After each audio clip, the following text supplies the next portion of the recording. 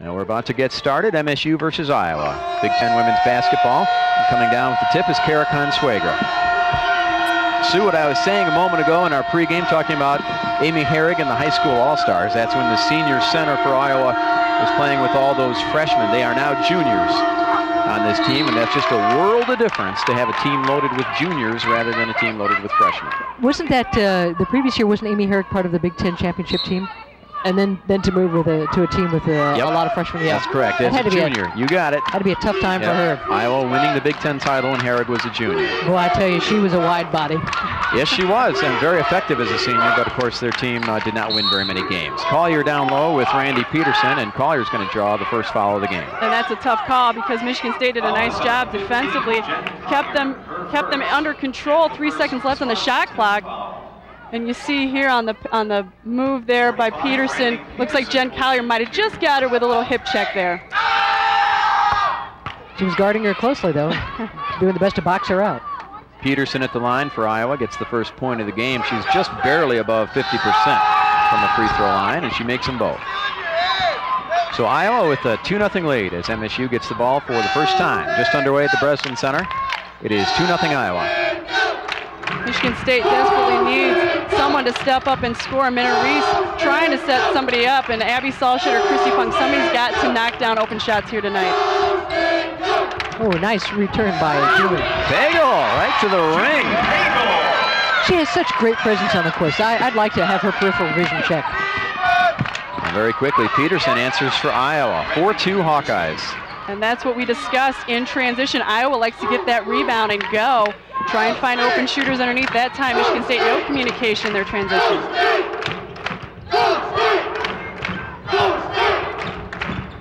Loose ball, but Minna Reese picks it up. Shot clock down to 15. Christy Pung is sealed off on the baseline. Ball is thrown away, and that will be over and back on Michigan State. Good time to remind everybody that there is no 10-second line in women's college basketball, but there is over and back, and that's what just occurred.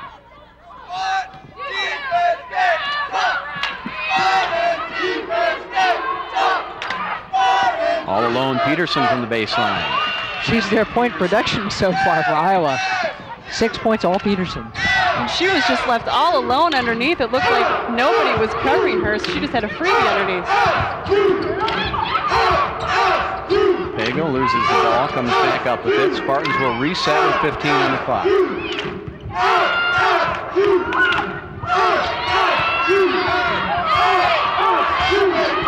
Shot clock down to 5, and dumps down low to Pagel, and she scores. Pagel just using that left hand precisely there, knocking down those easy short layups. 10 players, and they belong to just 10 points, 2 players. Spartans back within a bucket as Meter misses from long range. Loose ball out of bounds, and Iowa thinks he's going to keep it, yeah. Will retain possession. Into the game now for Michigan State is Erin Skelly. Quick substitution as Jennifer Collier goes to the bench. We expect Becky Cummings to play. We just don't know when she'll come in or how much she'll play. And of course, nobody knows how effective she'll be. She's been struggling with that foot injury now for more than a month. Turnover by Iowa, and so Spartans with a chance to tie or take the lead. And a shuffle by Julie Pagel. Well, frustrating for Julie because she declined the shot, found the open space, and then traveled. Tracy, it looks like Julie Pagel has got her directions clear from the coaches. Take the ball to the hole. Yeah, she's gotten caught a couple times this season with that little pump fake and then a travel call.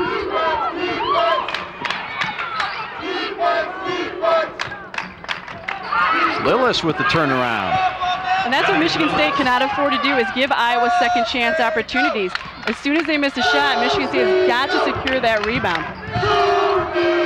Just 3 minutes into the game, it's 8-4 Iowa. And now we've got a moving screen, I believe, coming up on Erin Skelly. Looked like Erin Skelly and Peterson were getting a little rough underneath there, and I think they could have called that on either one, but unfortunately they nabbed Skelly with that foul. And that is 2 team fouls for Michigan State, 0 for Iowa. There's a block shot for Erin Skelly. in the corner, and Christy Pung comes up with it. It was a great leap by Christy to get up and get that shot. And Minna Reese also, with her marching orders clear, take it to the basket. And normally, Ben, when you come out and you play the matchup zone that Michigan State is playing, as we look at this drive to the basket with the foul, Minna Reese, again, left-handed, just takes it strong. Consuegra cannot stay with her. Hook shot by Aaron is going to bounce around and in. She'll take it. But as I was saying, when Michigan State, when they're playing this 3-2 matchup zone, normally you play a zone if the team can't shoot the ball effectively from outside, but this Iowa team can shoot very well from out there, and they've shown it on their first couple possessions.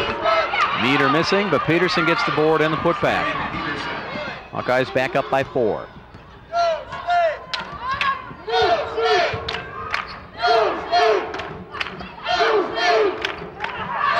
Bagel with an air ball.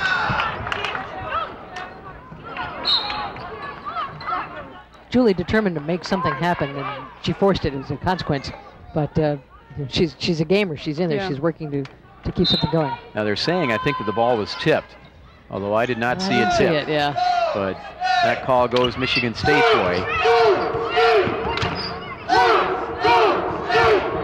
And the shot clock now at 10 seconds.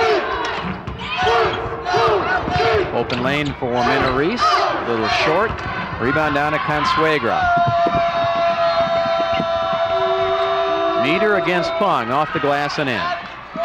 This is a fast Iowa team. Yeah, they can get up and down the court, and I'm just wondering if when Coach McCalley is going to call that timeout, because right now her team is just not doing anything in their half-court offense, except for Julie Pagel. A 3 by Christy Pung, a little bit long, and Peterson clears the board. Meter forces tempo to Ellis, missing. Lillis, that is, and a loose ball foul. Nope, it's going to be another jump ball forced by Julie Pagel. That will bring us to the first break of the game. Michigan State trails after about 4.5 minutes. It is 12-6 Iowa.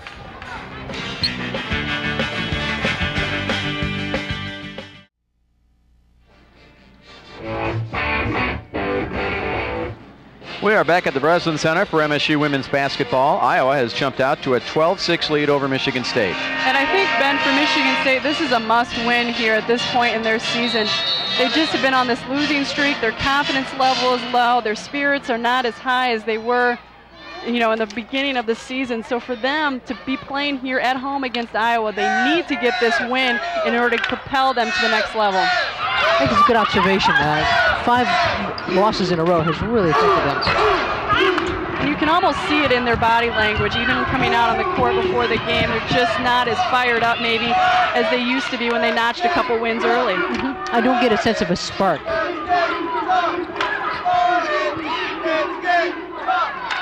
From the corner. Oh my goodness. Kara Consuegra with the triple. It is now 15-6 Iowa. I don't want to think they're going through the paces, but I do get a sense that there isn't that quickness off the ball, sort of speed on the dribble. And their effort against Penn State was just unbelievable. They couldn't get anything going, lost by almost 50 points, and that's going to take its toll on you emotionally. Sure. Finally, a foul call down low coming up against Iowa. And it is Randy Peterson.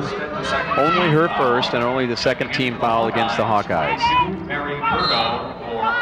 And right now, Julie Pagel, really the only player, the only Spartan to take the ball to the hole and try and create something. Everyone else just seems to be dribbling east-west and not doing anything north-south here.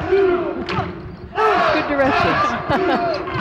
Turn around baseline, just grazing the rim from Aaron Skelly. Janita Johnson gets the board. Those are the kinds of things that Danita does that don't necessarily show up in the books. 2-on-1 break for Iowa. Consuegra takes it and scores. Of course, that was the turnover that will show up in the books.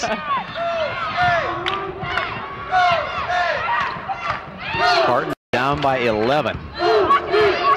Approaching the midway mark of the first half. Here at the Breslin Center, Danita uncorks. A little bit long, Peterson with the board.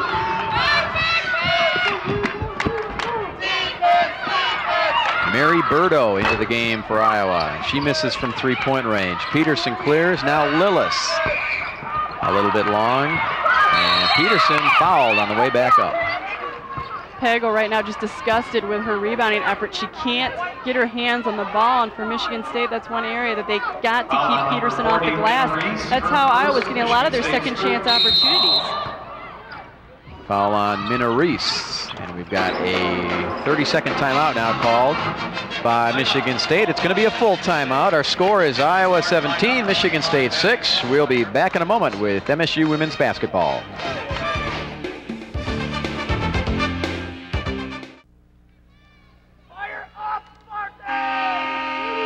Back at the Breslin Center with MSU women's basketball on AT&T Broadband, and the Spartans are digging an early hole in this game as they are down now by 11 points and just over 6 minutes into this ball game. Randy Peterson at the free throw line for Iowa. That timeout was the one free one that MSU gets. It does not carry over to the second half, and Peterson makes them both. But Tracy, that's pretty early to be calling that timeout. Yeah, and for this Iowa team, they can be pretty lethal if they get going. This is a team that knocked off Penn State when they were ranked 13th in the country down at Carver Hawkeye Arena, so they've got the potential to really pour it on. Iowa on a 9-0 run. The game was competitive for 3 minutes, and now it hasn't been for 3 minutes. Pagel missing, getting her own board, missing again. Peterson with yet another rebound.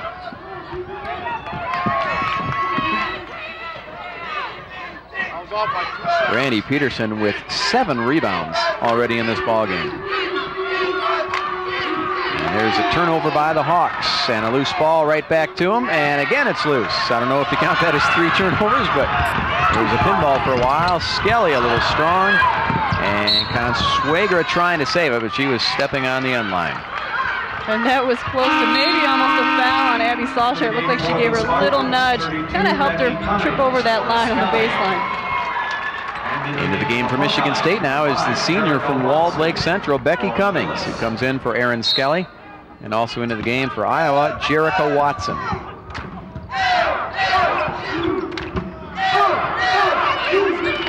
think Minna Reese needs to step up and look for a shot a little bit more than she has already, because she can be a catalyst here for this team.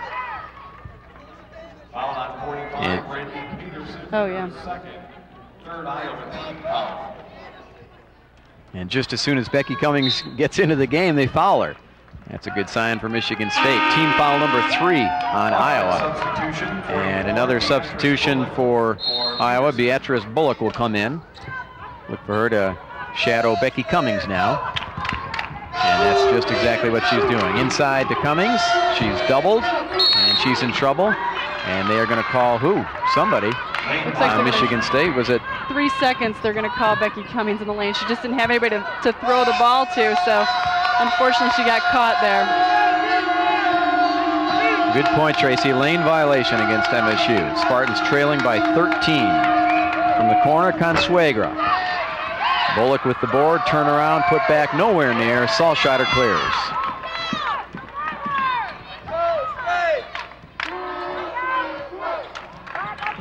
Spartans have come back from early deficits several times this year. They need to right there, and Julie Pagel starts it off. Great feed by Christy Pong. She just kind of snuck that pass right in there between a couple Iowa players. Julie Pagel showed some great hands catching it.